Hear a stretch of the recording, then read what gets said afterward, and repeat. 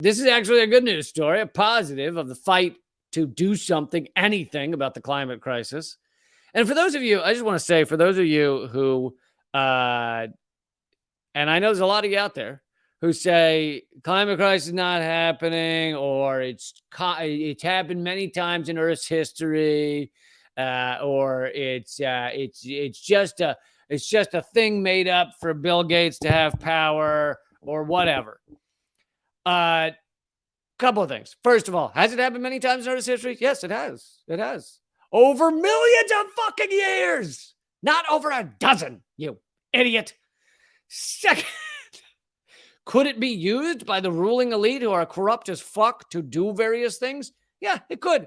It could. Some of what they want could be a terrible idea. That doesn't change the fact that it's happening.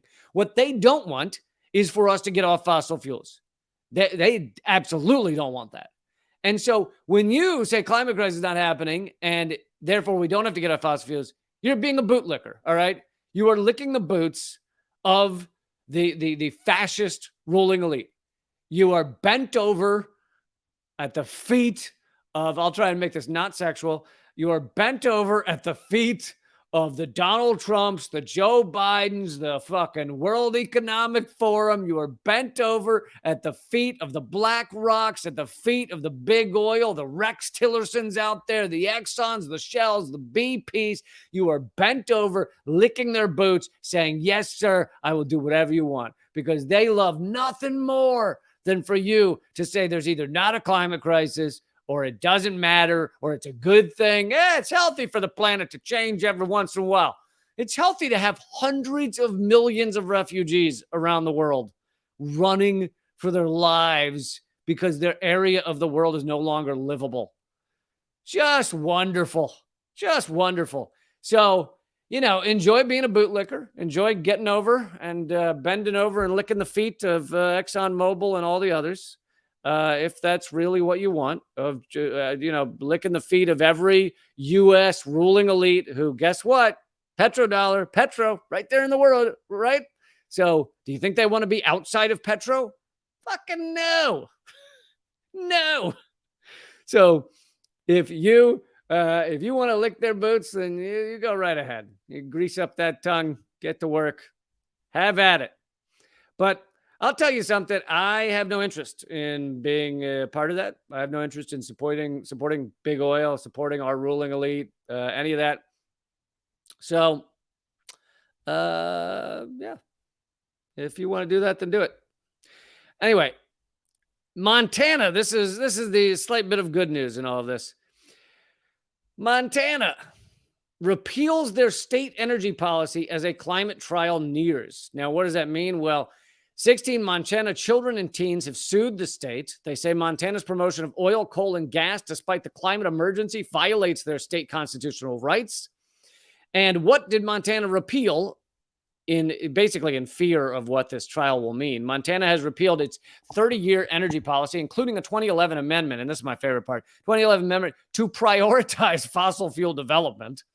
The move comes as a June trial date approaches for a youth-led climate lawsuit against the state.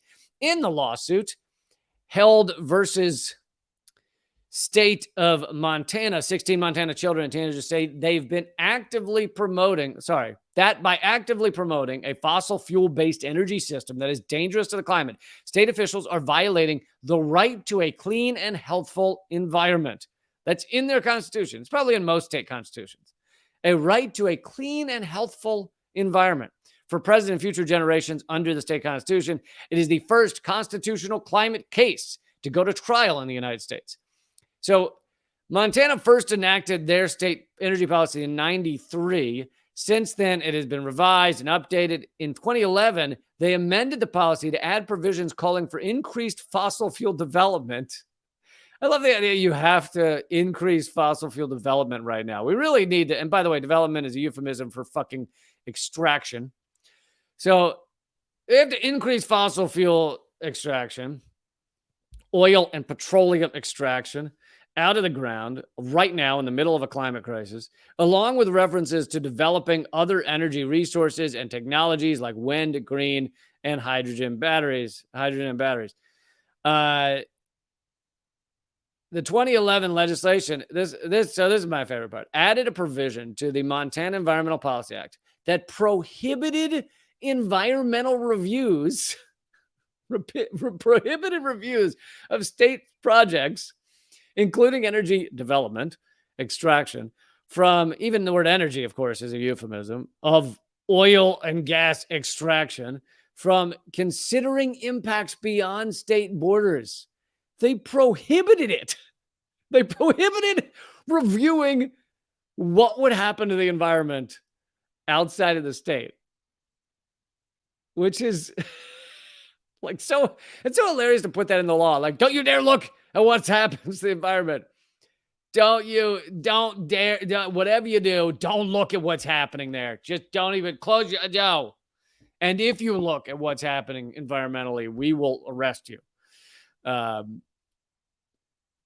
So anyway, Montana has now repealed this because they're anticipating that they very well could lose this trial brought by teens in the state saying they don't have a future. It's great news, and hopefully there can be more of this going on around this country. People using lawfare for good rather than for evil. Of course, the biggest example of that is Donziger winning that case against Chevron, and Chevron then coming after him and locking him up in his own apartment, house arrest for 3 years, because he won a case against them, because he beat them, because they had polluted and destroyed the lives of Ecuadorians, and therefore they decided to get back at him rather than pay the Ecuadorians for the trouble and harm and deaths. There were many deaths. So Chevron's killed many people. Rather than pay that money, they went after Donziger. So I wanted to bring you there some good news.